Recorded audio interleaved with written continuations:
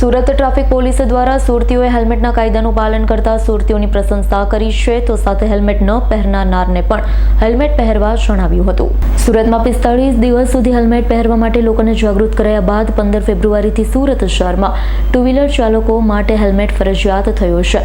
સુરતમાં 70 થી 75% લોકો હેલ્મેટ પહેરતા થતા સુરત ટ્રાફિક પોલીસના ડીસીપી અમિત વાનાણીએ વાહન ચાલકોની પ્રશંસા કરી બાકી રહેલા લોકો પર હેલ્મેટ પહેરી વાહનો ચલાવે તેમ પણ જણાવ્યું છે.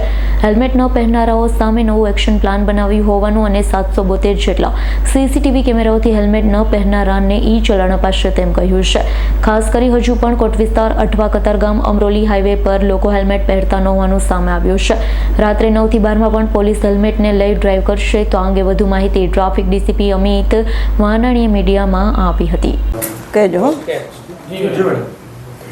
સુરત શહેર ટ્રાફિક શાખા દ્વારા લોકોની સુરક્ષા અને અકસ્માતમાં ઘટાડો લાવવો એ અમારું પ્રાથમિક ધ્યેય છે અને માનનીય પોલીસ કમિશનર શ્રીના માર્ગદર્શન હેઠળ સૌપ્રથમ તો અમે 45 દિવસનું હેલ્મેટ અવેરનેસનું કેમ્પેન ચલાવ્યું હતું કે જે 1 જાન્યુઆરીથી લઈ અને 14 ફેબ્રુઆરી સુધી પૂર્ણ કરવામાં આવેલું અને ત્યારબાદ 15મી ફેબ્રુઆરીથી હેલ્મેટના અવેરનેસ કેમ્પેન બાદ અમે લોકો હેલ્મેટ વધુમાં વધુ પહેરે અને ફક્ત ને ફક્ત એમની સુરક્ષા અને ક્યાંક ને ક્યાંક એમની પરિવારની સુરક્ષા પણ જોડાયેલી છે. એટલા માટે અમે દરેક સુરતના શહેરીજનોને એવી અપીલ કરી હતી અને જેમાં ખરેખર મને સુરતીઓને અભિનંદન આપવાનું મન એટલા માટે થાય છે કે 15મી ફેબ્રુઆરી એટલે એક જ દિવસમાં લગભગ 70 થી 75% લોકોએ સ્વયં શિસ્તથી હેલ્મેટનું અમલીકરણ એમણે કરેલું અને આપણે બધાય લોકોએ રોડ ઉપર જોયેલું કે સુરતીઓ પહેલા જ દિવસે 75% જેટલા હેલ્મેટ પહેરીને રોડ ઉપર નીકળેલા હતા.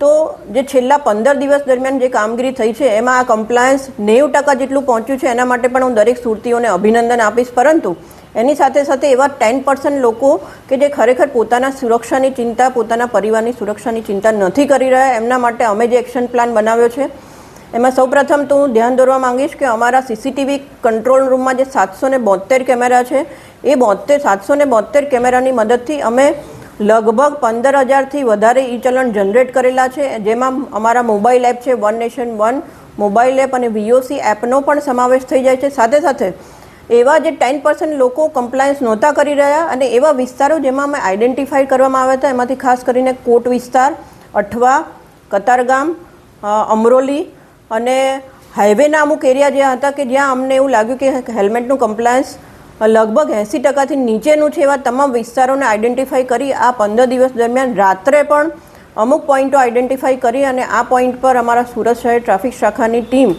એવું સુરક્ષિત કરી રહી હતી, એવું સુનિશ્ચિત કરી રહી હતી કે લોકો રાત્રે પણ હેલ્મેટ પહેરીને નીકળે. એટલા માટે કે જે સુરત શહેરમાં અકસ્માત થાય છે એમાં જેવું 50% અકસ્માત ફક્ત ને ફક્ત હેલ્મેટ ના પહેરવાને લીધે થતા હતા. એવો જ સમય પણ ખૂબ જ મહત્ત્વનો છે અને રાત્રે એવું કહી શકાય કે 9 વાગ્યાથી લઈને રાતના 12 વાગ્યા સુધીમાં લગભગ 40% જેટલા એક્સિડન્ટ આ સમયગાળામાં સુરત શહેરમાં બની રહ્યા છે. એટલા માટે કે ક્યાંક ને ક્યાંક રોડ ખાલી હોવાના લીધે લોકો ઓવર સ્પીડિંગમાં ચલાવતા હોય છે, હેલ્મેટ વગર બાઇક ચલાવતા હોય છે, ટુ વ્હીલર ચલાવતા હોય છે. તો આ સમયગાળાને અમે ફોકસ કરી એવા વિસ્તારો આઈડેન્ટિફાઈ કર્યા કે જ્યાં ખરેખર હેલ્મેટ પહેરવાનું કમ્પ્લાયન્સ ઓછું હતું અને સાથે સાથે ઓવર સ્પીડિંગના પણ બનાવોના લીધે ક્યાંક ને ક્યાંક અકસ્માતો થતા હતા. તો રાત્રે આવા એરિયાને અમે આઈડેન્ટિફાઈ કરીને એ એરિયા પણ હવે ફોકસ કરવાનું ચાલુ કર્યું છે. જેમાં લગભગ એવું કહી શકાય કે 70% નીચેવાળું કમ્પ્લાયન્સ હતું એ લગભગ હવે રાતની કામગીરીના લીધે અને એવા વિસ્તારો આઈડેન્ટિફાઈ કરવાના કારણે હવે કમ્પ્લાયન્સ છે 80%ની અપ્રોક્સિમેટલી આજુબાજુ થઈ રહ્યું છે અને મને આશા છે કે ટૂંક સમયમાં સુરતીઓ આ કમ્પ્લાયન્સ છે 100% સુધી પહોંચાડશે.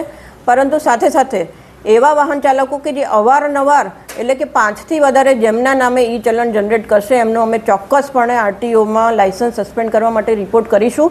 અને આ એનાલિસિસ છેલ્લા 15 દિવસમાં કરવામાં આવી રહ્યું છે કે જેમાં 5થી વધારે ઈ ચલણ એ કોઈ પણ એક વ્યક્તિના જનરેટ થાય છે. સાથે સાથે ડ્રોનના ઉપયોગની મદદથી પણ અમે ક્લોઝ સુપરવિઝન રાખી રહ્યા છીએ. રોજે રોજ એવા એરિયામાં આવા ડ્રોનની કામગીરી થઈ રહી છે કે જ્યાં હેલ્મેટનું કમ્પ્લાયન્સ ઓછું છે અને સાથે સાથે જે 10% લોકો જે હેલ્મેટ નથી પહેરી રહ્યા એમના માટે ચોક્કસપણે ચેતવણી તો હું આપીશ જ કે ડ્રોનની મદદથી, સીસીટીવી કેમેરાના મદદથી આપના વિરુદ્ધ કાર્યવાહી કરવામાં આવશે, કેમ કે આપના અને આપના પરિવારની સુરક્ષાની અમને ચિંતા છે.